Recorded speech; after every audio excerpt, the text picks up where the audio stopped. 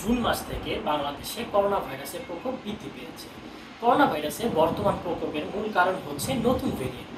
নতুন ভেরিয়েন্ট কথাটার অর্থ কি? নতুন ভেরিয়েন্ট কথাটার অর্থ হচ্ছে করোনা ভাইরাস SARS-CoV-2 এটি হচ্ছে একটি আরএনএ ভাইরাস। এই আরএনএ ভাইরাসের জেনেটিক কোডের পরিবর্তন। এই পরিবর্তনটি মূলত মিউটেশনের কারণে হয়। করোনা ভাইরাস এই আরএনএ ভাইরাসটি মিউটেশনের কারণে তার জেনেটিক কোড প্রতিনিয়ত পরিবর্তন করছে। এই জেনেটিক কোড পরিবর্তনের কারণে একটি নতুন ভেরিয়েন্টের আগমন ঘটেছে। বর্তমানে বাংলাদেশে যে ভেরিয়েন্টটি আছে সেটির নাম হচ্ছে XFG এবং XFC, যা ওমিক্রনের JN.1 ভেরিয়েন্টের উপধরন। এছাড়াও ভারতে NB181 নামের একটি করোনা ভাইরাসের প্রকোপ দেখা দিয়েছে। এটির সংক্রমণ হার খুবই বেশি। WHO এর তথ্য মতে এটি যে কোনো সময় বাংলাদেশেও ছড়িয়ে পড়তে পারে। এর সংক্রমণ হার বৃদ্ধি পেলেও এর ফলে মৃত্যুর হার কিছুটা কম।